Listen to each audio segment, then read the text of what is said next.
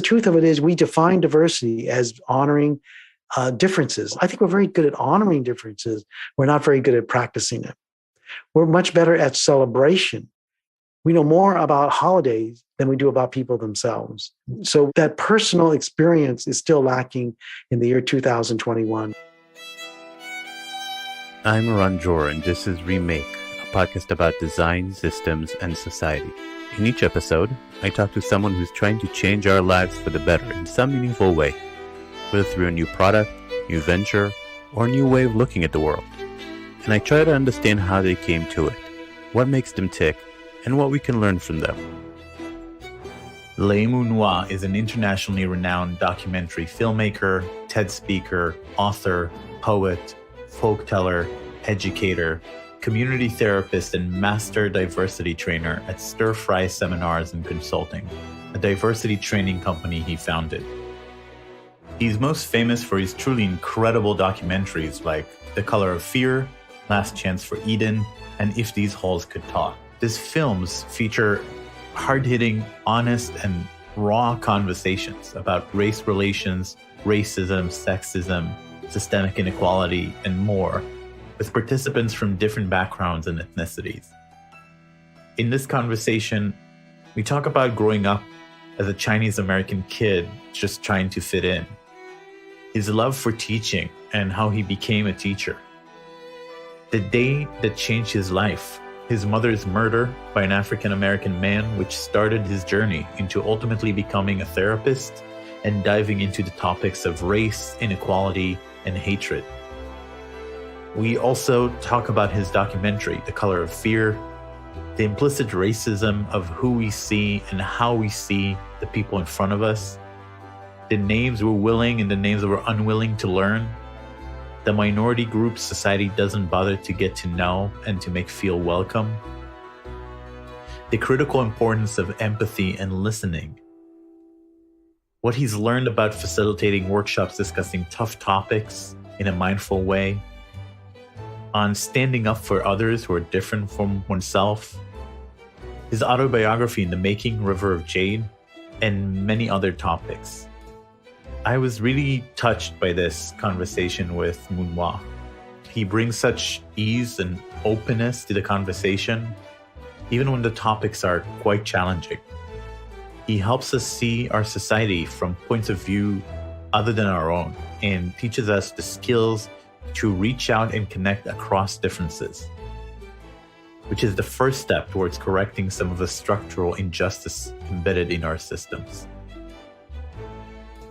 This conversation is one of a dozen or so weekly conversations we have lined up for you with thinkers, designers, makers, authors, entrepreneurs who are working to change our world for the better. So please follow this podcast on your favorite podcast app or head over to remakepod.org to subscribe. And now, let's jump right in with Mun Wah. All right, I'm sitting here with Mun Wah. Mun Wah, welcome to the podcast. Thank you. Good to be here. So usually these days we start with a COVID check-in. So I'd love to hear where it caught you in the world. You know, what was your personal experience? How did it affect your personal life? And then how did it affect your work? Well, actually, it's interesting because I was really getting tired of flying. I do a lot of flying. In fact, at one point I realized that when I went to Alaska that I had gone to every single state in the United States. And the luggage was getting heavier, putting it up into the compartment, and then the travel was exhausting. Sometimes I'd fly 1 hour to Kentucky to do a keynote and then fly right back. And so it was getting really tiresome. And then so when the virus hit, though I was very concerned, obviously, like everyone else, and then also I was wondering how it would affect, because everything I'd done prior to that was all in person. What I discovered was that the workshops were just as profound and moving online as they were in person, no matter what the number was. And I think that what I came to understand and realize was that it wasn't just because I was there personally. It was their connection with each other. It was the way I was setting it up, giving them questions, teaching them how to be empathetic and curious. And it was their connections and then their shock that they could get that close to each other. In fact, the common response I kept getting after my workshops was, I've shared with this person things I've never told anybody. or I'm surprised at how emotional I got, and it's online. And so it was shocking to me that I could still be able to do the same type of work online that I did in person. And then I eventually told folks, I said, the truth of it really is, even in person, we don't necessarily get that close. And so here, what it is that you're able to see everybody. When I have an audience of 1,000 people and I have somebody stand up and say something, the people in the back can't see them and only the people in front of them. So in other words, they basically have to come up to the front to talk. And if they come up to the front facing everybody, it changes the way they talk. It changes the way they relate. And so what happens is with online, you're all facing each other. And so it was something that people were still able to see that. And so I loved it. But I also think that the virus created an environment where people started to, in many ways, hold the personal relationships for the very first time, didn't take them as for granted, that they missed that. Yeah.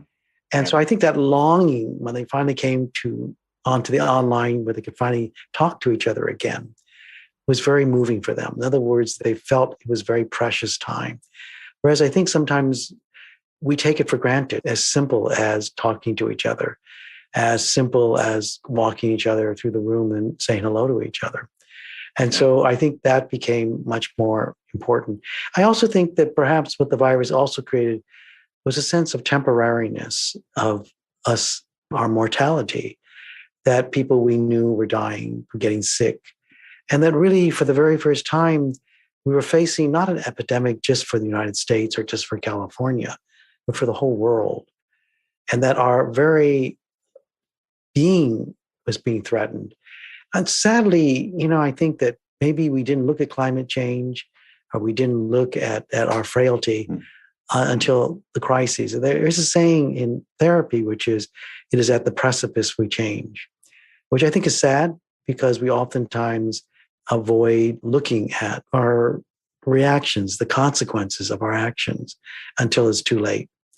And I think it was something like Mark Twain once said, is that Americans always do the right thing after they've tried everything else. I'm just hoping that we'll learn a lesson from it. I know that here in Berkeley, for instance, the freeways were totally empty and the air was clear and you could hear yourself. I think that in many ways, we try to get back to the way it was before, but forgotten the consequences once again. And I don't know what it's going to take for that to happen, but I wish we could have learned even more so the lessons from this virus. Yeah. In our company, we also run workshops, although very different kinds of workshops. They're design workshops. But I was skeptical, the same as you before. I thought presence was everything. We used to fly around the world. And now I see it as just one more form of being. It works so well online. Some things make a difference. So for instance, until I bought a larger monitor, I did feel a little bit disconnected from these workshops. And then I got a much larger monitor. And then suddenly I feel like I'm there. So it's these little tricks. Exactly. Yeah. In fact, I had to do the same thing. Yeah. And because in my work, I have to see as many people as possible. And then because I could only see a limited number, I had to have co-facilitators looking at the other monitors to see who raised their hands and things like this, or who had a reaction. Yeah. But even then, when I think about it, even when I had 100 people, I couldn't see all the reactions either, because they were hiding behind people or in seats and everything. And so in so many ways, online allows you to see everybody's face, but you only get a limited of so many people on a screen that you could possibly look at. Because many times people have 400 or 500 people they want me to work with at a time. And other times it's 1,000 or so. But by then I can't do breakout rooms, but I can't cover 1,000 screens. But it does give me that face-on opportunity to look at people's reactions more so than if I were in the room with them. So we have this opener question that we like to ask to start exploring the life of the guest. And this is a standard question, which is, what's something you've learned in childhood or early in life that is still with you today, that still drives you today? Well, I think that my life is very unique in many ways. My life story is coming out this year called River of Jade. And I call it my life before my mother was murdered and my life after my mother was murdered. And I think that those are two very distinct differences. A little bit like before 9/11 and after 9/11, or before virus and after virus. I was a teacher. I was born in the flatlands of Oakland, and I went to all the Oakland schools, and I was student body president and things like this. Some of the most profound things, I could pick out 3 or 4 that really changed my life. I was not very good at school. I found it very repetitive, and I couldn't understand why we took tests, to be honest with you. Mm. And it was all about testing how well you remembered something. And it took away from me all the love that I had for writing, for studying science or biology or anything like this. And so I started to really question that and resisted it. And when I later on, I called it academic bulimia. In other words, you just throw up all the stuff that you're supposed to learn for that moment, and then you just forget it. And I think oftentimes, I remember my worst experience was having in college, a professor simply read out of his book rather than talk about it. And today, when I ask most educators, for high school, elementary, junior high, it's all about passing a test versus exciting people about the topic. And I think that where it became more real for me was when I got to tutor a group of 3 kids who had never gone to public school. And they were literally writing reports. They were just following, drawing, in other words, they were so excited all the way up to almost high school. And I never met another student that was like that. And then later on, when I became a teacher, I thought I wanted to make it come alive. I wanted to have it be relevant. And so I remember my very first day of teaching special ed kids is what I specialized in. And maybe because I related to that, was that I said, it's not that you can't learn. It's just that we haven't figured out a way to teach you. And I think it's very true. And I think perhaps when I look at that very simple phrase that I gave to my students, I started to realize that it's not that we as people of color don't fit into this country or feel comfortable or any minority. It's because this culture has never taken the time to get to know us and to make us feel like we belong. And I think that all of my life, since the day I was born in this country, has been about blending in to how to be a successful white heterosexual male middle class. And that even this shirt, which you may not be able to see very well, is Tibetan, is that I could never wear that to corporate America. And when I wrote my resume out, it was not about how I felt and moved in the world as a Chinese American young man born in the flatlands of Oakland poor. I know exactly how I should have written my resume and exactly how my graduate advisor would have recommended that I write it. And also what I should have dressed, look like and sound like when I go in for that interview. And I remember very well when I was going for my first teaching interview. And it was very interesting because I'd gone to 3 or 4, and then I was waiting for this one. And then I was sitting there, and I guess he didn't know that I was sitting there. And he turned to the guy and he said, who he just interviewed, the principal. And he said, "You got the job. I just got to get done with this last guy." And so I went in the room and I heard what he said. And I remember taking off my tie, taking off my suit jacket. And I just said to him, "I'm tired. I'm really damn good with kids. I think I would make a wonderful teacher here. I think I could add a whole lot to what you're doing." And I said, "I didn't learn a damn thing when I was in school, and I had to pretty much pick it up on my own." And then he looked at me and I thought, "Oh, for sure, I'm just going to be kicked out of this room." And he looked at me and he goes, "That's the same way I felt about school." And he goes, "Yes, you're hired." Wow. And I say that to you with a great deal of also humbleness, because it could have gone the other way. Sure. He could have said, "Okay, you're out." But I was very fortunate, and telling the truth is very rare in this society and being well received. And especially if you're a man of color or a person of color or a woman sometimes, a lot of times, or gay or poor. And it meant a lot to me. And that's how I taught. And I really opened up my classroom. And for instance, when we were doing compositions, I said to the kids, "I want you to write down 10 topics you'd love to write about. And you won't be graded on grammar." And the kids just wrote like mad. In other words, I wanted to revive their love of writing, just like I did myself. And I created puppetry and drama so they could learn, for many Black children, to be more verbal, rather than simply writing things, reading things. But they wanted to physically move and express themselves. I thought it was a modality that we did not allow Latino and Black kids to really fully express themselves and feel like that was important to use. I think it really is. I think to be able to be sociable, to be articulate, to be able to share how you feel and through music and art is really, to me, a gift to have. not just your knowledge. I don't know how many times I work with folks and they could regurgitate a lot of knowledge, but they can't tell you what they think about what they just shared or how it felt. Or I was just talking to another therapist who I was telling them about a traumatic racist experience. And this is what she said to me. She said, what has occurred to you, Mr. Lee, is that your window of tolerance just got stimulated. And I looked at her and I said, you have achieved an ability within 30 seconds to absolutely disconnect me with anything of getting to know you. In fact, I feel like I don't want to share with you anymore what I'm talking about. And maybe the truth of it really is you're trying to relate to what I just shared from your world, to define it and fix it so you can understand me through your own little window. And I said, that's not how people of color talk to each other. And we do it from the heart, not from the head. And we want to get to know. We ask questions. We reflect back. We tell people, I was very touched by what you shared. That's why today when we started our interview, and I said to you, I wanted you to share how you felt about what I said. It was really important to me. And I think some of the worst interviews I had, there's no relationship to the questions that they've asked me. And so I think that was the phenomenal difference. I think my mother talked to me like that, whereas my father was very business oriented and factual. And so when I used to watch my parents when they had dinners, I would watch my mother not just go see lots of people. How are you doing?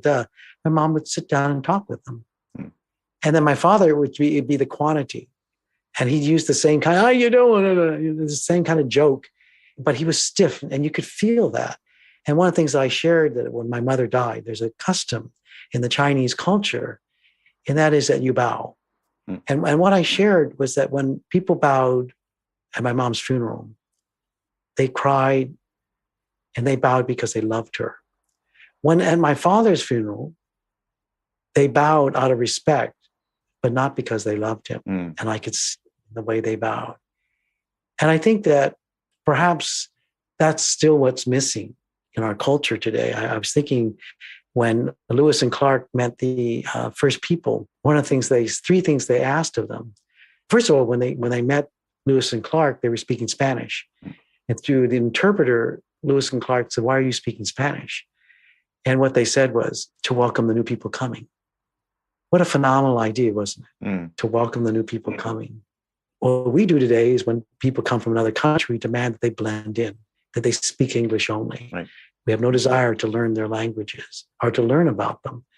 And then when the American Indians, the first people, asked of the settlers was simply this: we ask of you for three things. Take care of the land, take care of each other, and share what you have. We didn't do any of those. That's why I think we are where we are today. In other words, there's so much that we could learn from the people of the world. What I think the first people are so true is that white colonists were takers. They were not givers. And I think that's what you see today. And when I look at the Republican Party, for instance, what I see is not one novel idea about taking care of people. It's more about tearing things down, being negative, removing things. Or as that one guy from the Republican Party who voted again, that he said, well, people who get welfare and extra money, they're just spending it on drugs and having fun. And that perception is what drives white men, particularly in this country, to view people of color. It was suspect, lazy, in other words, not intelligent. And I think that same viewpoint was the same how this country started and is still going on today in very large sectors of this country. And so when I think about what early in my life touched me, it was being poor. As my mother said to my father before he became a multimillionaire, we were poor up to the age of 12 and then he became a multimillionaire. My mother looked at him and then said to us quietly and with a whisper, she said, we were much richer when we were poor. And I think that I carry that today, that same way I move in the world. A lot of these examples, to me, I see almost like a thread of left brain, right brain duality. It's a little bit cliche to say these days, but there's a way of seeing the world as interrelated, as complex and dynamic, as more emotional, as seeing the other person as a person. Exactly. And there's a way of categorizing and defining and being overly logical. And when I watched The Color of Fear, that was to me what was so front and center, is that one of the participants, I think his name is David, is this white guy, David, he's so left brain. He's so Yeah, exactly. trying to make everything make sense and not connecting at all with what anybody's saying. And then making sense is through his own lens. In other words, Mm. if it doesn't make sense, then it can't be real. It was very funny how that one line, or that watching him that day, how profound it was in my last film, in which a white woman student, because that's about young people sharing the state of diversity in our colleges. And the young white student says this, and she looks at the Muslim and other student and says, I be really honest, I have a really hard time when I see Muslim folks and all I can see is their eyes when the hijab is covering all of them. And I said, so what I'd like you to take a good look at is the person standing all in front of you, not just her eyes. And the reason why you can't relate with her is because all you could see the eyes, and that's all you could relate to, but not of all of who she is that's sitting in front of you. And she goes, oh my God, you're right. I'm trying to have her fit into my world, whereas I'm not wanting to see her world, to be curious, to listen to the words she's saying. No, she's not just her eyes. She's talking, she's relating, she's moving, and not even interested in the hijab that she's wearing or the history of being a Muslim or Islam or anything like this. Kind of remind me of that film, Hawaii, in which the Christian guy in the book demands that they no longer have so many wives and that they're gods that they honor, et cetera. He goes, prove to me that your God is powerful.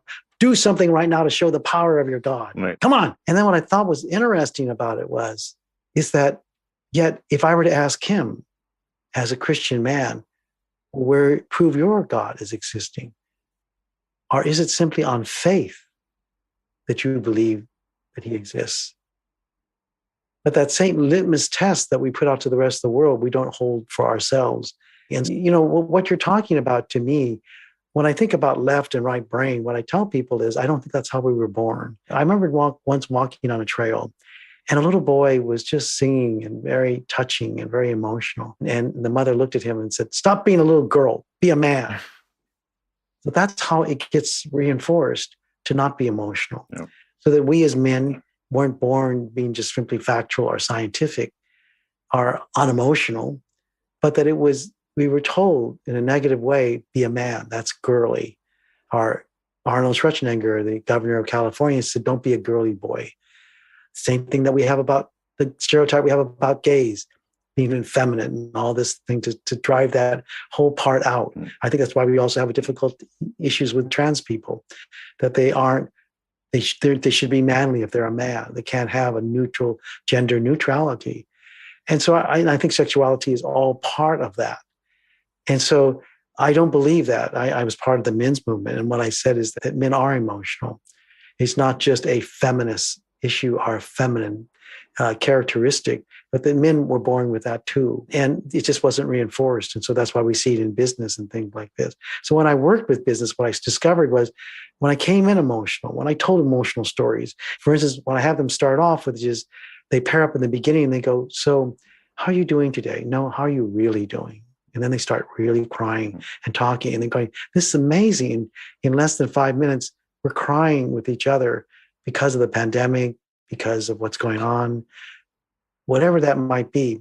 And then the next question is, I would like you to share someone in your life who deeply affected, very much like your question in a way, that deeply affected who you became. And people would be sharing stories and crying about that too. In other words, everything was personal. And I think that what you're really talking about is emotional intelligence. But what I also call it is relationships, relational relationships and connections with each other. We don't know how to develop that. For instance, somebody was saying to me, Mun Wah, I've only been in your workshop for less than 2 hours. I feel so close to everybody. And I said, the truth of it really is, in every single organization, in every single school, you could create community within seconds. And he said, well, how do you do that? I said, you could have everybody look around the room, stand up, and pair up with somebody and get to know them. You could have every single child, every single day, and every person in your corporation, every day, choose to have lunch with somebody in their department who's different, that they've never met before, and have lunch with them, get to know them. Because the truth of it is, you all go to lunch with the people who look like you, who you can connect to, who are similar to you. So you really don't come out of your comfort zone. Because the truth of it is, we define diversity as honoring differences. I think we're very good at honoring differences. We're not very good at practicing it. We're much better at celebration. We know more about holidays than we do about people themselves. So that personal experience is still lacking in the year 2021, even today. And so for me, that's what I think is missing. And so for me, it's not just the left and right brain. We should have started out this way, having both operating, but not separate from each other, but enhancing and reinforcing and embellishing each side, because both need to be better. I tell people it's good to have both. In fact, it's very useful, but it's rare that you get somebody who has both, who's able to utilize both. So I want to go back to your transition from being a teacher into this world of diversity. And unfortunately, it has to do with a very painful story, but I think it's really illustrative of how deep your involvement is. Yeah, it really was a profound moment, because it was also very sad too. Someone once said there are two major moments in our lives: the day we're born and the day we find out why. And I was born to be a teacher. And so in 1985 is when my mother was murdered. And what had happened was, I was on a trip with a good friend, and I was to come back on Sunday to have dinner with my mom at my aunt's house. And my girlfriend said, "Why don't we just stay one more day?" And I said, "Oh, okay." And I did. And then when I got home on Monday morning, my sister said, "God, Mom really missed you at the dinner." I said, "Don't worry, I'm going to see her tomorrow. I'm going to take a day off." And I was all set to take the day off on that Tuesday. And then what ended up is I had to go a mandatory special ed meeting. And it happened to be that was the day my mom was murdered. And I was devastated. And I had done grief work because I was also training to be a counselor at that time too, but nothing prepared me. And it was in a robbery. And my mother was shot 5 times in the head, which is really horrendous. And then how sadly, they also had an open casket and didn't even look like my mom. And it was so sudden.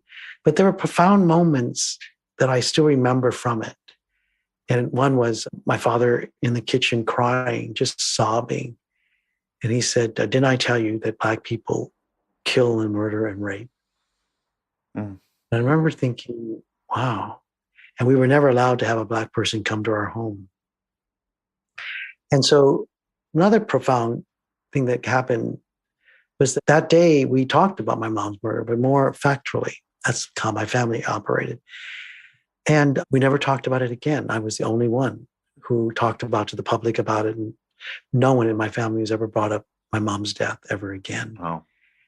And for 3 years, I absolutely was traumatized. There's no way around it. I don't remember a thing, to be honest with you.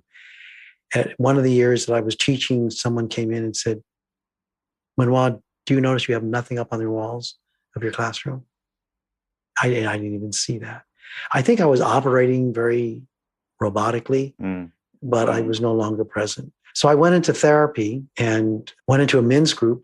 And I realized I was really afraid of really powerful men because my father was very verbally and physically abusive. And so most of my friends were women. And so what ended up was my therapist was a male, and he did men's groups, and he invited me to come. And I got to meet other men and talk about my mom's death, as well as my fear of big, powerful men. And it was there that I slowly came out and enjoyed the company of being with men. And then later on, I realized that the entire men's movement was primarily white men. And one day I got really angry at somebody, and someone said, "Oh, come on." And I said, "What's wrong?" He goes, "I don't even get a sense that you're angry." And I said, "This is really angry for an Asian man." I said, "Oh, I see. What you want me to do is get angry like a white man would." And then I realized that I could only go so far in these groups. And so I started my own Asian men's group. And then it got around the therapeutic community that I had started an Asian men's group dealing with anger, racism, and leadership. And then the American Psychological Association honored me for the work I did. And what ended up was they said, "We wish you had filmed your group." And so I said, why don't we film you? And I had never been into film school or anything. And just hired people, and they filmed me. I was in the group and just talking about what's it like to be Asian. And then it won honorable mention at the San Francisco International Film Festival. And then at the end of the film, I remembered I asked all the Asian men, if you had a white audience, what would you say to them? And they were crying. And I said, why are you crying? And they said they'd never been asked this question. And then the other point was, what good would it do? And I thought, wow. And oftentimes when I did my Asian men's group, where they felt so empowered, they said, well, it's great here, but the things you teach us, the things that you empower us about would not be useful, or even the white world would never be receptive to. And so as a Scorpio, I was very challenged. I thought, I do think these would work. So what ended up is I decided to do one more film, instead of just Asian men, to have men of all different ethnicities, which was The Color of Fear. And I felt I came up with the title because I felt like we're still afraid of color in this country, even though we don't want to admit it. And so I did this film, and of course, then it just took off overnight. And Oprah Winfrey, of course, heard about the film and everything like this. But many things led to something else. And obviously, The Color of Fear then led, millions of people around the world got to see it. And then overnight, I was thrust into the public eye. And then, of course, it won the best documentary in the United States here in Oakland. What I was unprepared for was these huge audiences to work with them. And I didn't know if the work I did in small groups would work in front of thousands of people. And they actually did. And apparently I didn't realize how unique I was in this field, because it was primarily emotional workshops that I did. And one thing that people didn't know, that when I showed the film, it wasn't to talk about the film. And people thought, why aren't we going to be talking about the film? And I said, no, I want to talk about what it brings up for you when you watch this film. And so it became an incredible dialogue for people of color and for whites to look at, who are you in this film? And so it wasn't about critiquing the film, but rather about white privilege and for also about racism. And then one day I was in Sacramento, California, in front of 500 people, and telling the story of how I came to my mom's death and everything. And then a woman stood up crying, and she yelled out, oh my God, it was my son who murdered your mother. And I got to meet her. And we cried and everything. And then from that moment on, I wanted to know more about her son. And it was strangely, I don't know how it happened, I lost her phone number and email.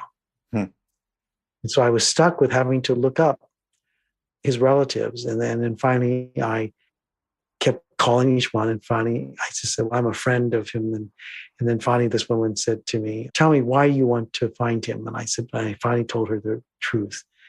And she said, then we have met. I said, no, we haven't. I don't even know you. She goes, oh, yes, you have. You see, what you don't know is that we as his relatives rented your father's home. Your father couldn't sell it because he had to disclose that people got murdered in it. And so no one wanted to buy it. So he rented it to us. Wow. In fact, you come once a year to put flowers on the deck. And I went, oh my God, that's you. And then she shared with me, but there's more to your story. She said, so why do you want to know all about him? I said, I want to know why he killed my mom. I wanted to know if she said anything. And I know it sounds kind of morbid, but I wanted to know if she said anything at the end. And she said, it's funny you said that, because a cousin of ours shot another one of our cousins, and I went to his trial and I never found out. I don't know if will find out. And I thought a lot about that. And unfortunately, he died before I got a chance to meet him, which I really wanted to. But during that time, I became a counselor and therapist and worked with men who were violent and did men's group. But then came to work with Asian men's groups and then multicultural men's groups.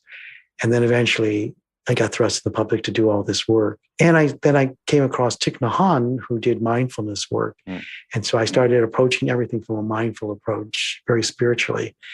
And also, for the first time, showing how therapy and business and government and social agencies could put mindfulness into a practical sense instead of just a conceptual, spiritual realm, but how to use it practically in all these different fields. Hence, that's how we became a very unique company. And so I kept trying all these different techniques out in every one of those different sectors on how to de-escalate from conflicts, how to communicate, how to create community, what to do when a discriminatory incident occurs, but very practical skill sets. And it became very popular. And so I have all these people certified now doing it. So it led me to a whole nother. I once told people that I still miss teaching, but someone says, you still are, except you're just on a larger scale. But there's never been quite like it because I had kids for 3 years, whereas I do these 3-hour workshops and I don't see these people ever again. And I often tell people when I'm working with adults, even if it's 1,000 to 14,000 people, which is my largest audience, I said, you're slow motion compared to kids. I said, if you could work with kids, 30 kids at a time, and you guys look slow motion. You're much more easier to work with. Though children are harder because they tell the truth very quickly. Adults take at least 5 minutes to finally tell you what they're really thinking. So you got all that time to deal with it. But I think I said, I wish we could all still be more like children because I think we pretend and endure and hide much more elaborately than the gift that we had when we were children to be more direct. Yeah. That's fascinating. There's so much to unpack there. And there's so many strands that I want to chase.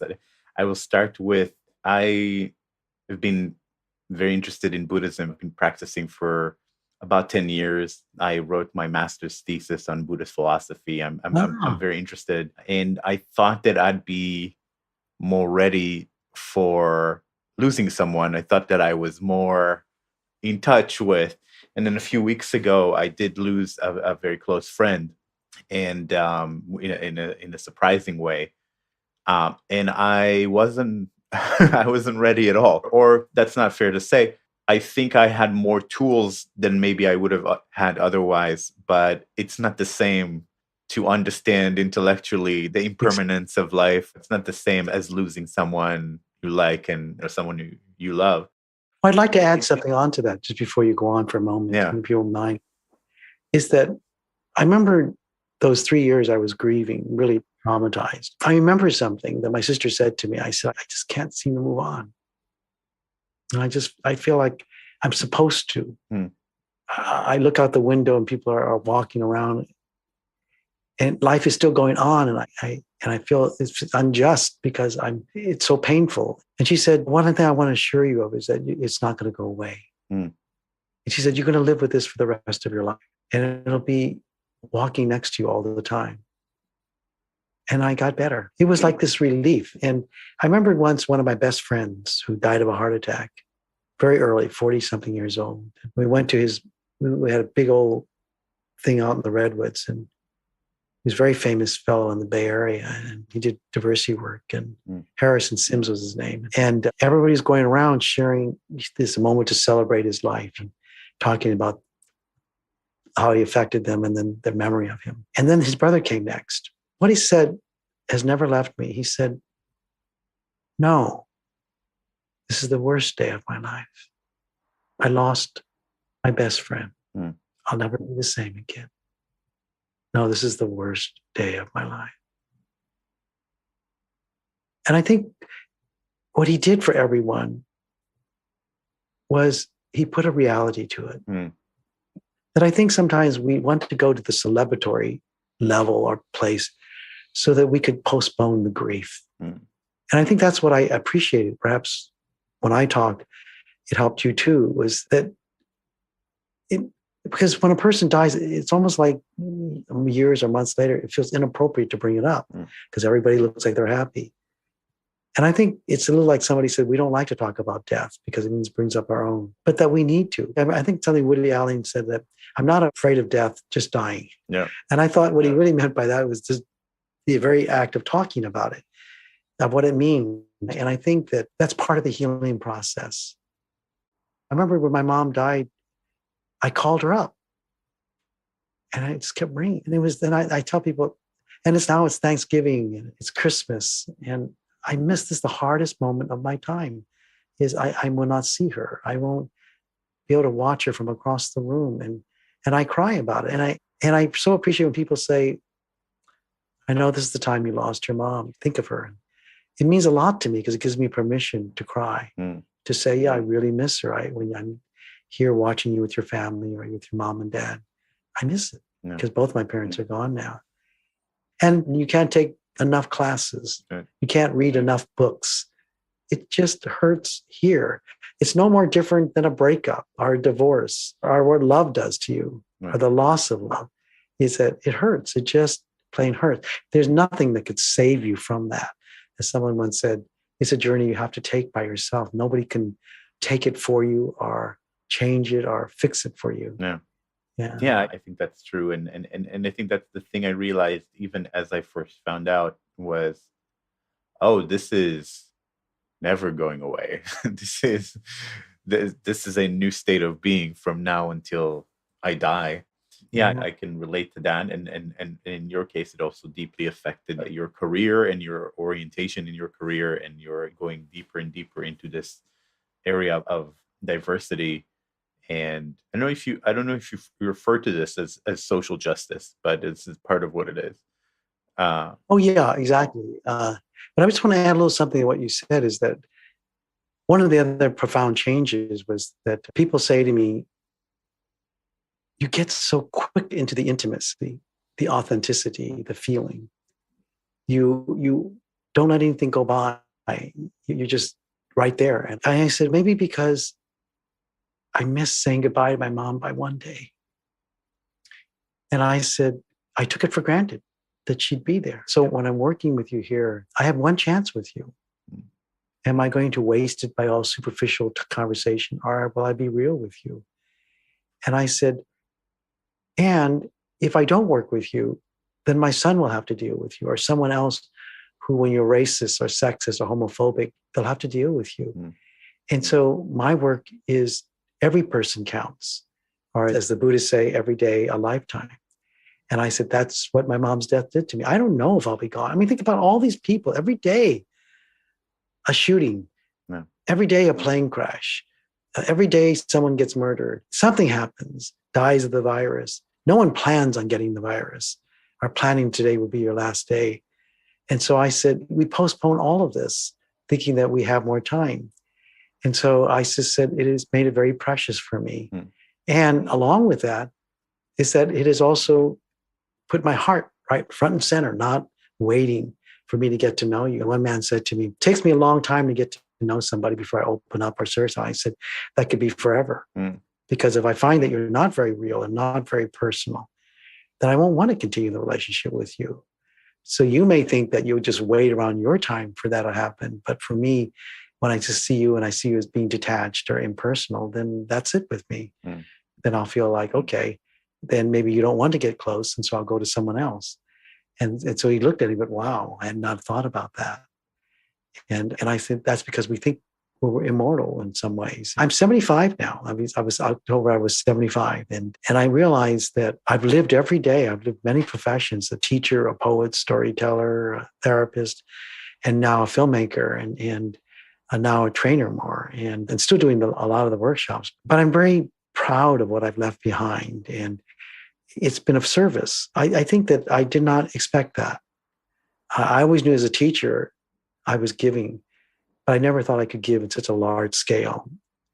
And that has been the greatest surprise of my life. And Oprah Winfrey was not the highlight of my life. People keep thinking, well, it must be because I was on her show. I said, no. I said, well, the highlight of my life was the last workshop I just did, where everybody was so moved and touched. And I said, isn't that wonderful? You don't have to refer back to something 20 years ago or one moment you think was fame. I said, this is it. It's what moved you, I saw that look in your eye that you understood, even right now with you. It's wonderful. I feel like I met a new friend. It's been very easy between the two of us. And I'd like it to continue because I just feel this connection. How was I to know the day I walked in here today that it was very natural for you? And it's not something that you can make up. It's just something you feel when you meet somebody. And so I think that's valuable. How lucky, how fortunate for the two of us.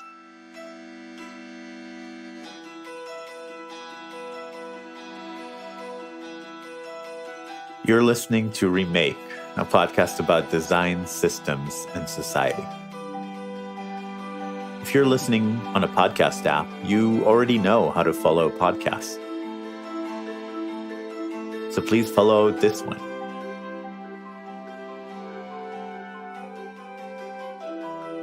If you're listening in a browser, just go to remakepod.org to find links to all the major podcast players where you can follow our show.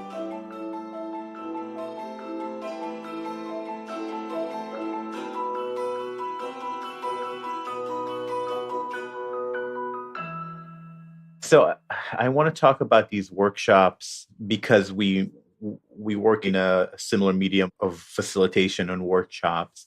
So going back to in the movie with the character of David, and so there's people of different races, and they're talking, and I think his name is David, the resistant The white guy is David, yeah, and Victor is the black Victor, man. exactly. And the Latino and Asian guy there and too. he just tries to rationalize and shut down every time someone is trying to tell him about some experience, that there's a process of intellectualizing and rejecting and then criticizing the other, and then there's this magical moment where you just ask him, okay, what's preventing you from what's keeping you from believing Right. what Victor is sharing? right I remember the American Psychological Association honored me for that intervention, that classical intervention. They asked me where I got it from. yeah. I said I had never used it before and I haven't used it since. Mm. And they said, so where'd you get it from? There was also an intuitive side of me too, which picked up is I really wondered what's keeping David from believing Victor's story. Yeah. And I started, and it has a lot to do with understanding my whole life of why people are in denial. And there's Pema Trojan, who is a Buddhist writer. Mm. And she wrote that fear is a natural reaction to moving closer to the truth. And if you ever see that film, My Fair Lady, it's about her. She is very poor, and he trains her to have an accent that is very upper class, okay? However, the consequence of her now becoming upper class and having that accent is that she can never go back. And I thought about it's a little bit like Slumdog Millionaire, where he starts to think about all these things that he connects to help him where he is right now. And so I thought to myself, if David accepted that what Victor and all the men of color was talking about, then he would have to face that somebody lied to him, that the world in which he believed was how it operated was not so.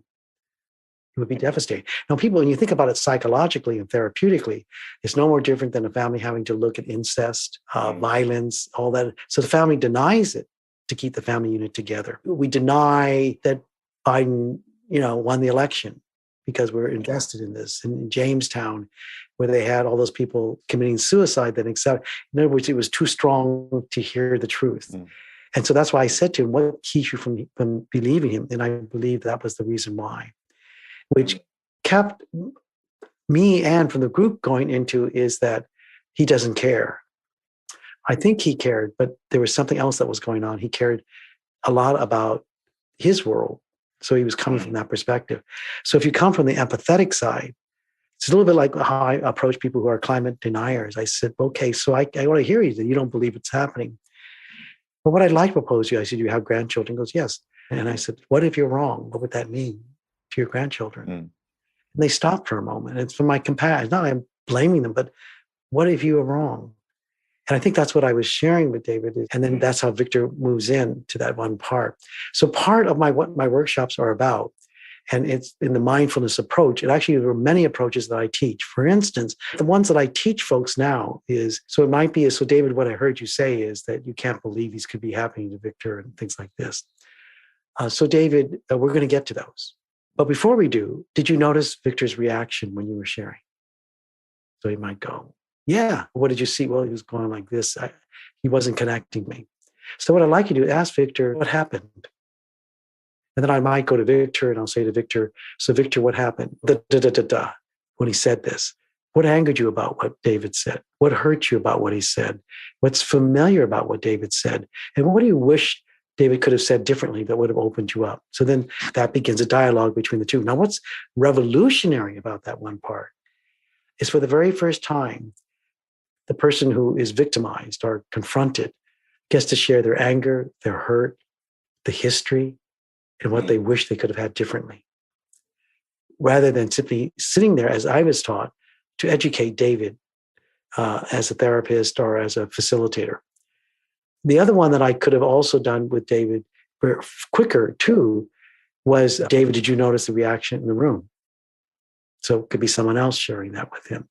Another one is, before we get to that, David, if you wanted to find out why Victor said what he did, what would be a good question to ask him? So we get that too. So all of that is about that, re-engaging them within seconds in a very conflictual, polarizing scenario. Now, people say to me, that's amazing, but can it really work? And I said, well, it really worked there.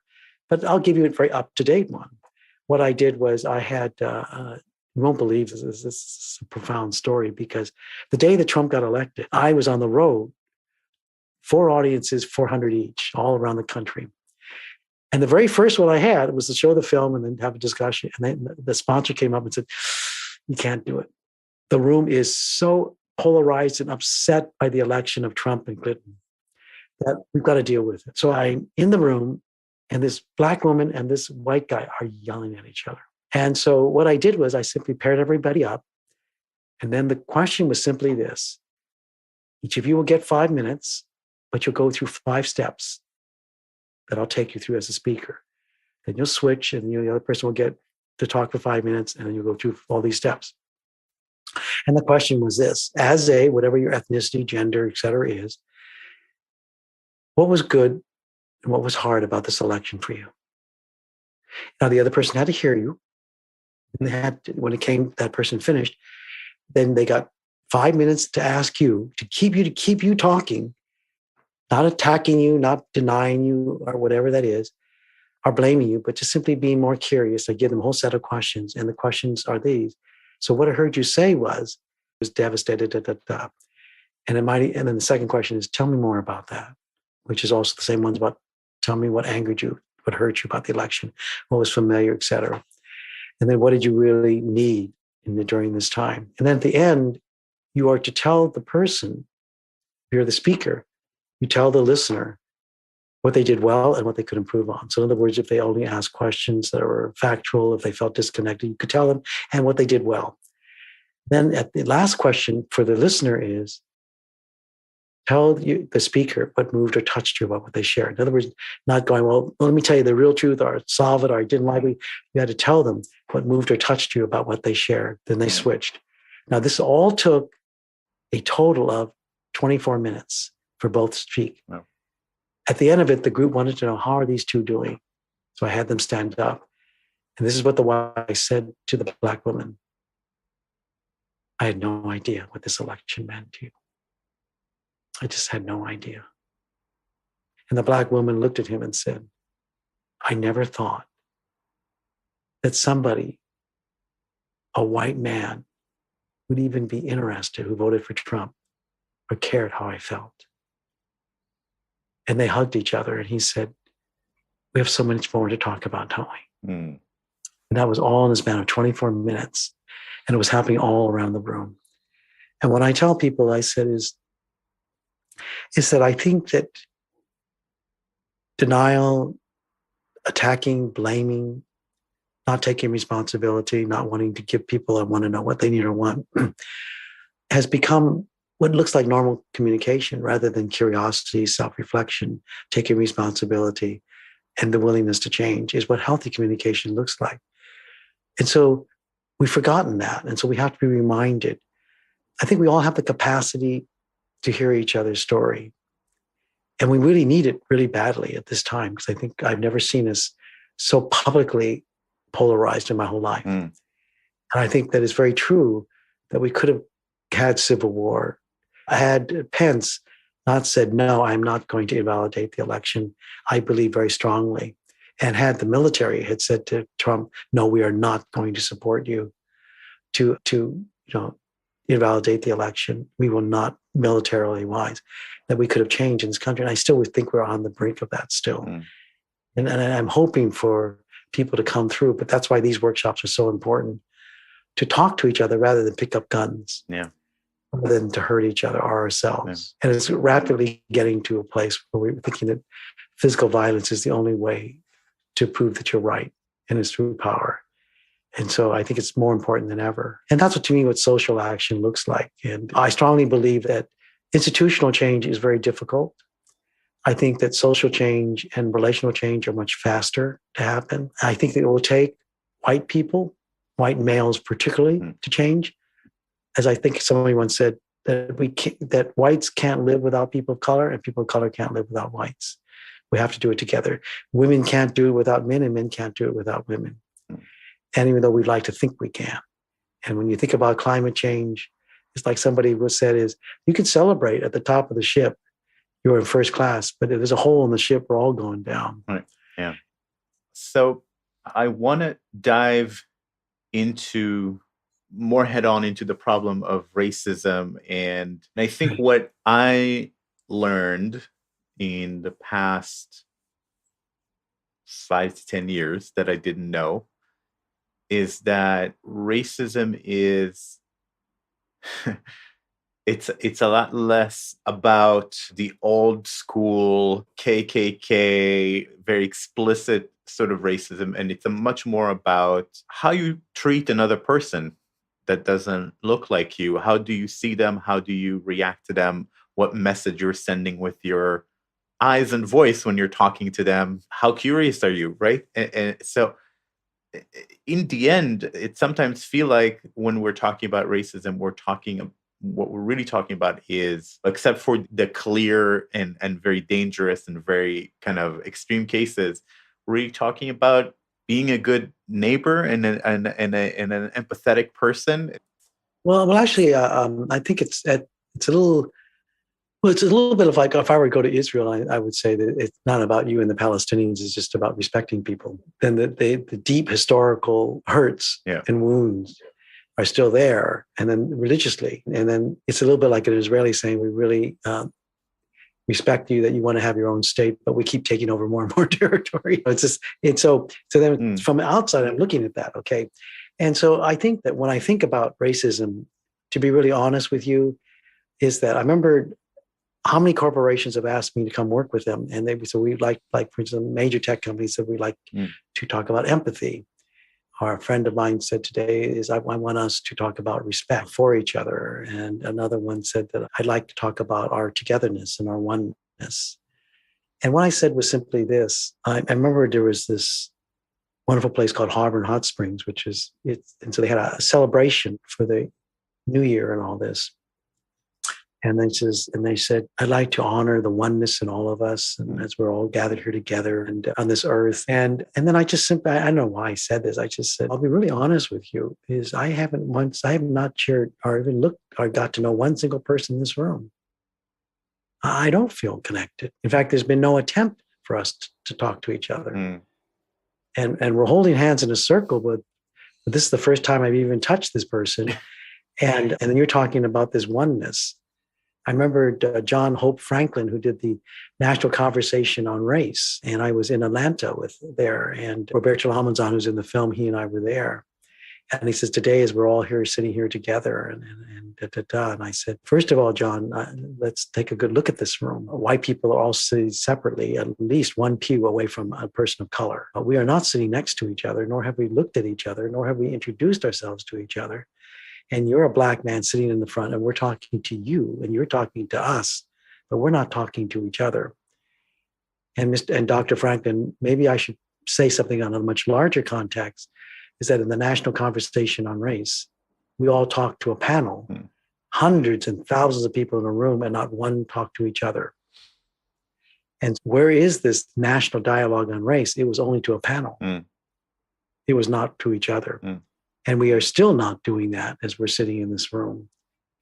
And so for me, is when I said to that person, when they said, the reporter said, I'd like you to talk about inclusion. And I said, no. He goes, you're one of the foremost authorities on diversity. And I said, no, but I want you to ask me why. And so he said, okay, why? And I said, not unless you're willing to talk about exclusion. When you want to talk about empathy, I would like you to talk about hatred and fear and the lack of empathy. When you want to talk about respect, I want you to talk about disrespect, insulting somebody. And I said, just because you don't want to talk about it doesn't mean it doesn't hurt me and my children and my generations that has happened to us. Just because you want the American first people to trust you and blacks to trust police and government doesn't go away all the injustices that are going on today that are still happening. Right. Do I not want to talk about the KKK? Maybe we should look at it more closely. How come you don't hear more about the KKK? Where did they go? Is it something that was only in the 50s? Or maybe as a black woman said something that I thought was profound. Don't you know where the KK went? No. They joined the police force. And so I thought, are you kidding? And at that time I was working with the government. And guess what? For 4.5 years, I worked for the United States government, the Pentagon, doing workshops. And guess what one of them said? We decided one day to film from one of our drones to film a KKK rally.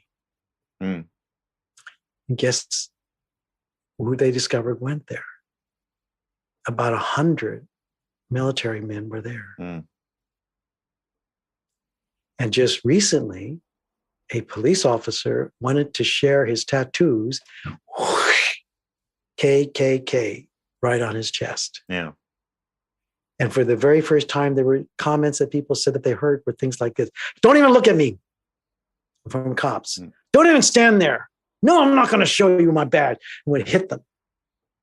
People had never heard things like that. Yeah. But people in the South remember they couldn't be on the same sidewalk. They couldn't look at white people. And so in my film, where the student was murdered, Mark Thompson, 4 years later, we filmed the film and he went back to his town in Chico, California. And when he was there, he was walking through the town with his ex-white girlfriend. The KK was spitting on him, throwing him, calling him all sorts of names. 4 hours later, he was burned alive in the trunk of his car. Now, what was profoundly painful about that is that 2 weeks later, when we finally were able to get up there, the police had not even put yellow tape around the area. And it was the second or third incident where a black man got burned in a car. And the police only interviewed the family to see if there was any drug connections, but not to look for any suspects. Yeah. And I said, you see what's going on here? And you know what the black resident said to me? You do know the police have joined the KK. The KK has joined the police. And I saw the look on your face when I said that. We have not even thought about why are the police being so brutal? Is there a possibility that they join? No. And by the way, to be a teacher, to be a therapist, to be a police officer, there is one major question that is not on their application. Are you a member of a hate group? And right now, the military is discovering how many are in hate groups. Yeah. And so for me, my work, and I think the work is important, is to let people tell their stories about what has happened to them. And the work is for us, for whatever group we're in, whether you're males with women, et cetera, is to go through the process to tell them how moved we are when we hear it, to reflect back to them. Tell me more. What angered you? What hurt? To hear the story and be validated. I think that people have stopped telling their stories because they've been invalidated. They paid a price. They got demoted. They got labeled. And then we don't ask those people, what do you need or want? We make it up. When I was working for a major, the top 3 company in the world, and a black woman in that workshop talked about how hard it was. She didn't care whether she was vice president. In one of the major departments, made 6 figures and said, I'm leaving. I don't see anybody who looks like me. I feel so isolated. I feel so alone. I see the way how you put down people of color. And then another executive comes up to me after, that was the best workshop we ever have. But I have a request. Can we skip all the personal stories next time? Another number 2 company in the world did an incredible survey of all their employees. Okay. Then they read out in front of all of the department heads. Okay. And I was in that room. They asked me to come in as a consultant. And these people talked about how they were unsupported, except for the white men, of course. Gays, blacks, Latinos, Asians didn't feel supported. So then, guess what? Somebody was suing the company, and a lot of the major organizers for the event had to leave the room to deal with it immediately. And they said, would you take over, Mun Wah? And so this is what I did. Everybody take out a piece of paper, and I'd like you to write down what you think of the assessment. And you could write it down anonymously. 90-something% of people who wrote in comments was, these were bullshit. It was skewed. It was biased. They did not believe it occurred. Now, I kept these to myself. Then that time we got to lunchtime, I met with all the organizers, and I simply said this. Well, so what do you think? What do you think about the managers, how they took in the assessment? It was wonderful. I said, how did you know that? You could see Mun Wah, the look on their faces. Nobody rejected it. People were quiet. You could see that they were really there. They're with us. They're all on our diversity objectives. And then I shared with them the results of the assessment that I wrote. The room was dead quiet. Dead quiet. And then guess what happened the next day? They let go of my services. All over this country, it's still going on in every single agency. And why they call me in is so that they could talk about it, and so they could get to a place where they could find out what's going on, what's needed, et cetera. That all of these celebrations of unity and of oneness didn't mean anything to anybody because it still kept going on. Yeah. And the things, if you could hear, are just horrendous. We already got one person of color. Why would we want more? All of these things that are still alive and going on. And so that's the work. And I don't think that people will fall apart if they talk about what's not working. Because I think that it's like I shared with Kaiser Hospital. I said, when your patients come in, do you do this? I could see you got 2 healthy eyes. You got 2 healthy ears. You look really great to me. No, they ask you, where does it hurt? How long has it been going on? Is it generational?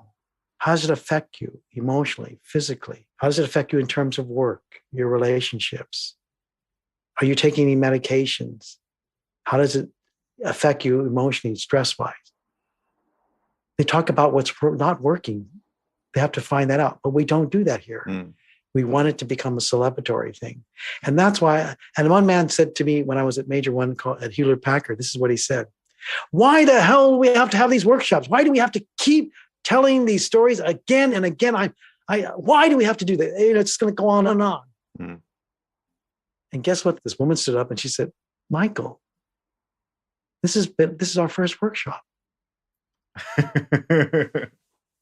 And the question became where did he learn those phrases from? That differences will divide us. Why do we have to keep talking? But just go on and on. Because those were how we react to when we have to bring it up. And that's why for me, we've still at Diversity 101 in the United States. We've still got a long ways to go. Yeah. And by the way, we can't even still talk about what's going on in Israel between Israelis and Palestinians without us getting the same polarization to hear each other. Yeah. And by the way, I did work with Israelis and Palestinians in my home. And it was profound because I taught them how to hear each other. And when they were done, they went, wow, I could see why you felt the way you did. Yeah. I could see why you don't trust us or my family. And so they came to this place of empathy rather than that was the only world that I saw was from where I was coming from. Yeah. Yeah. There's a lot of these programs, even on the ground here, that are very powerful in the moment.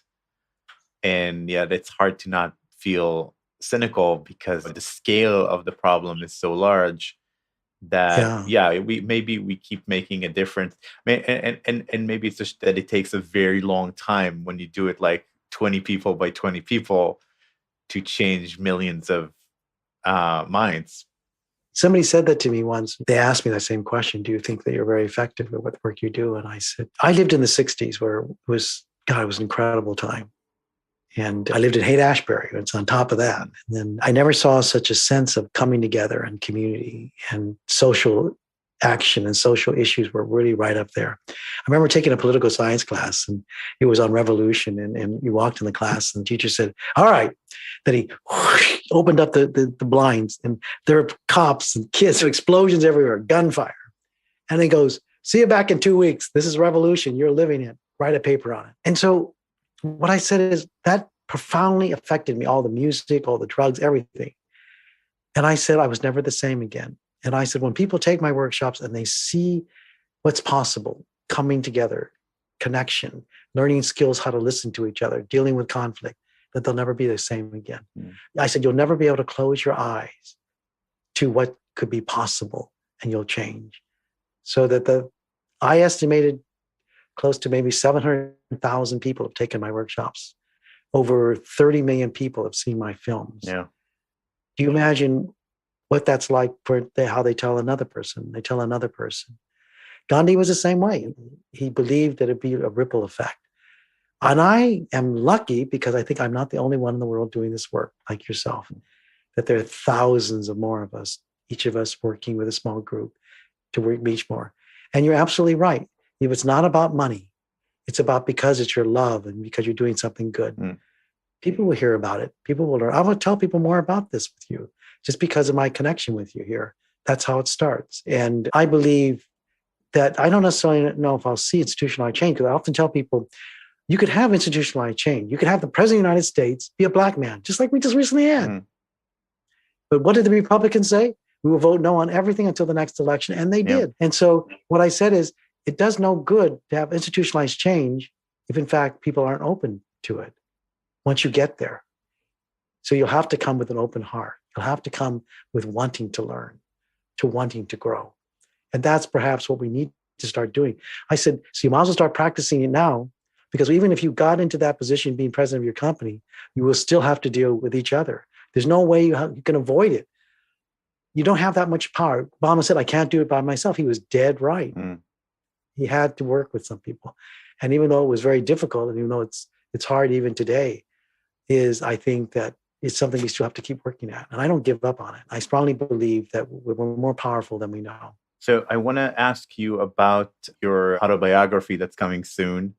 And wow, huh? It's a lovely name, River of Jade. And yeah, tell me more about this book, why you chose to write it, and what can we expect? Well, it's called River of Jade, and people all wanted to know, tell me about yourself. Like where did this come from? And I wanted people to know me before my films. The things that shaped me, the things I loved about Oakland, California, which was once considered one of the most dangerous cities in the country. I lived at a time when there was like 30, 40% of us each in our high schools. So Latinos, Asians, Blacks, etc. And a time when white people who were wealthy lived in the flatlands of Oakland before they fled white flight. And what that little life was like for me growing up, seeing that, and then watching the white flight. Suddenly, it was only people of color who were poor left in the flatlands of Oakland. And I often tell people how sad, because you didn't get to see what it was like for us to really be with each other and hang out and play with each other. And so it was very rich for me to see, but also I was not spared. My father told all these stories about racism that occurred to him in his restaurant. And by the way, in my story, I talk about that one day I saw my father spit in a people of color food and put pepper in it so they wouldn't come again. And you can imagine the shame I had when I saw my father do that. And later on, my father shared that white people said to my father, I'm so glad that your restaurant doesn't have those people here. And another thing is, why can't Black people be like Asian people? You're so wonderful, trustworthy, respectful, family-oriented. And so, like growing up, I wanted to share how those stories affected my father. And so how did my father work it out? Is that Black people figured, and by the way, they had to wait for an hour sometimes to get a seat. So they decided to do takeout. That was the truce. They come in, they go out. They don't get to stay. And if they did, that's what my father would do to their food so they wouldn't eat again. Mm. And I think that Oakland became very divided. White people in the hot and rich areas, like every place in America. But what it also taught me was that it's important to remember, as my father got wealthy, to remember what happened to him as a Chinese man. Because the woman, he wanted to expand his restaurant, the woman said, "I won't sell to a chink." And so even as my father got successful, and she said, "I want to sell my home to you," he said, "No, I'm never going to buy it from you." Mm. He was never going to do that. He said, the way he got treated. Then my father shared something with me. He said, "Did you know when you were 10 years old, 1956, that Chinese people could not go to bathroom in a white restaurant? They could not buy property. Like Black people could not buy property. Asian people could buy it only in Chinatown." So how did Chinatown start? That's how it started. You could only get a job, go to bathroom there. How did Japan start? That's how people forgot that history. It didn't. Germantown, there's all this racism. That's how they stayed in that area because they get played. These are things that people don't even know about. Right. That happened. And so these are stories that were always sitting there that were hidden from me. And I think that it was like the mythology that all people who are oppressed say, maybe if we don't talk about it, it'll go away. Mm. But not really. So in my story, I talk about growing up, but also what I saw and what I didn't see. I talked about how certain teachers changed the course of my life, how they cared. And then I also talk about the effect my mom's death had on me. Mm. And then my life as a teacher and things I really created new things that people had never done in teaching. And then I talk about what it was like to be on Oprah Winfrey. And then I talk about what's it like traveling this country to the Pentagon, to boardrooms all over this country, right, into the top companies of the world that I actually did work with. And so it really gave an insight perspective of who I became. And also, I think I say with a great deal of sadness is also who I didn't become. And that's what racism and my father taught me. Don't ever expect to be the president of IBM. Don't ever expect to be the president of the United States. You'll never see it in your lifetime. You're really nice and respectful, but you'll never be able to go further because they don't think that you're assertive enough or have, aggressive enough. But they love you when you're quiet, a team player. And be ready because, and I had to discover how Blacks were so angry at Asians because we got moved ahead. And they were often compared to us very unfairly.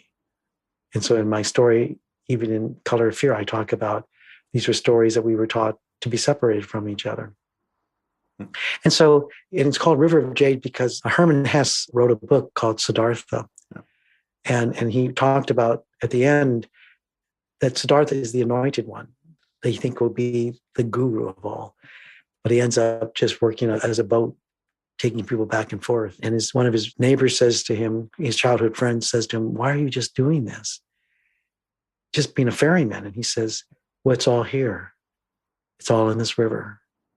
Good and bad are mixed. Good and evil are all mixed." And you learn so much by watching the river. And so I call it the River of Jade. And the reason why I said jade was because my mother said that jade changes color. Most people don't know that the more deeply you live, however tragic or however romantic, it changes the color. Mm.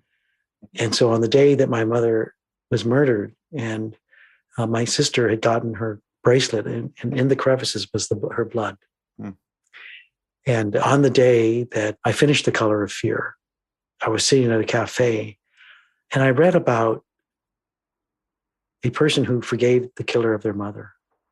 And I said, I can never do that. And then I came to the bottom of the article and there was my mother's name. The man who killed my mother had killed 3 other women. Hmm. And that was the day that I forgave him because I realized if he hadn't killed my mother, I would never have done this film or gone into this work. And then you won't believe this. The day that I forgave him, the blood left the bracelet. Hmm.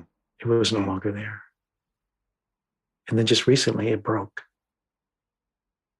And I feel in many ways that I was meant to do this work. It was perhaps destined that I carry such a tragedy in my heart, but it also took me to places that I never dreamed. Hmm. And I probably could never have gotten to these places if it wasn't for my film. I don't, our Oprah Winfrey, I don't know if people would have even let a Chinese man get on to talk about these issues. But it has profoundly helped me to help other people and even get on this show today, perhaps, too, just to begin that conversation. Thank you. You brought up a lot for me today because it's not only my beginning to start, but also to think about that I'm coming to the end of my life. And also what a life it's been. I would never have traded it with anyone. And as I wrote in my book, that there was a life well lived, and one that I never could have planned or figured on, but it was deeply lived. And I deeply meant it. I went for it. I really deeply invested into teaching, being a poet, being a storyteller, being a therapist, and then doing this. I lived it deeply and fully, and as if I had nothing to lose. And maybe I felt that way. And I think that maybe if we did that to each other, and one of my films is called Last Chance for Eden. And the idea was, what if we only had today to tell the truth to each other? What if this is the last chance we have?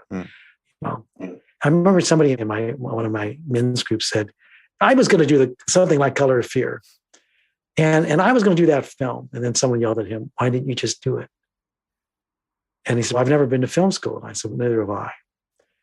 But I just thought, if I told the world, I want to do this because it's important. Or as a woman came up to me and said, I want you to do one on the internment. And I looked at her and I said, why? She goes, my parents were interned and they had love letters, and I'm Japanese and it's really important to me. And I said, then you should do it. And she gave up her therapy and then went on to become a filmmaker. I said, it'll be the hardest thing you've ever done, but it'll mean so much because you know what it was like. Yeah. I would only be a witness to it all. You saw the tears of your parents and what they lost. And I became real about racism because I saw it as real. I lost my mother. And by the way, when I visited a prison recently in Minneapolis, what I said is I told them the story of my mother because they all wanted to meet me because of the Color of Fear. And what I said to them was that my son was put about 4 months in jail for talking back to a police officer who stopped him in daylight for headlights that didn't work. Can you imagine that? And by the way, I was stopped for the same citation when I was 22 too. The only difference was he talked back.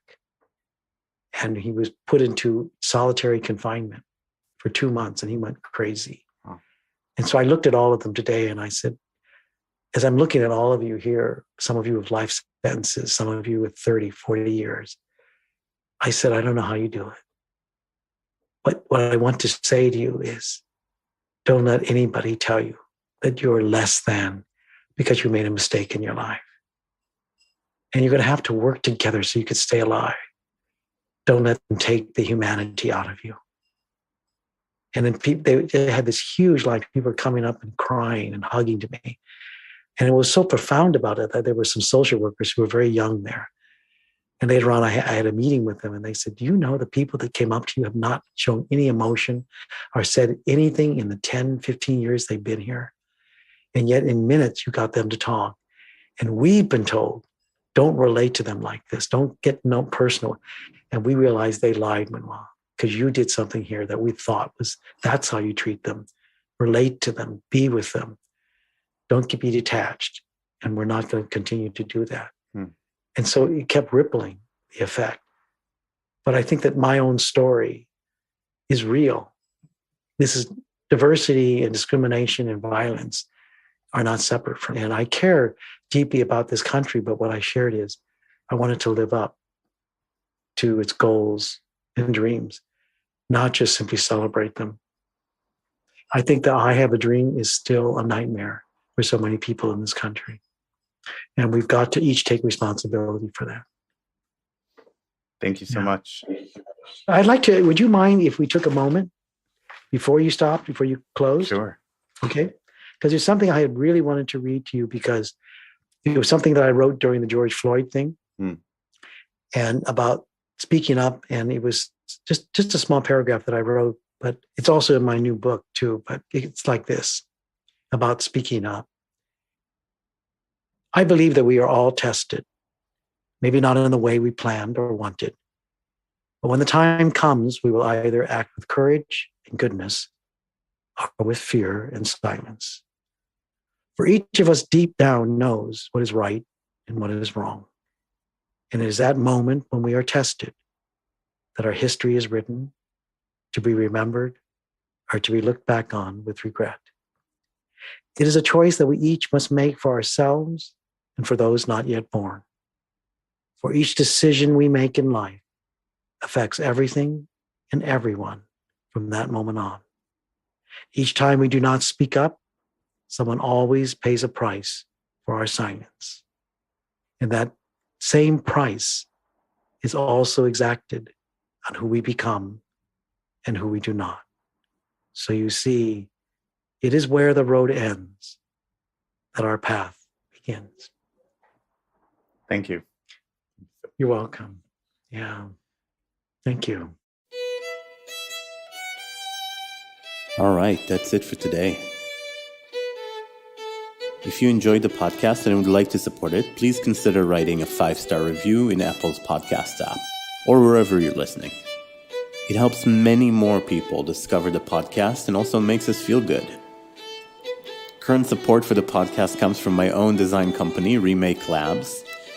We run design sprints all over the world, and our goal is to improve outcomes, whether in business or various organizations, through repeated and rapid design interventions. Now, until next time, be well, everyone. See you next week on Remake.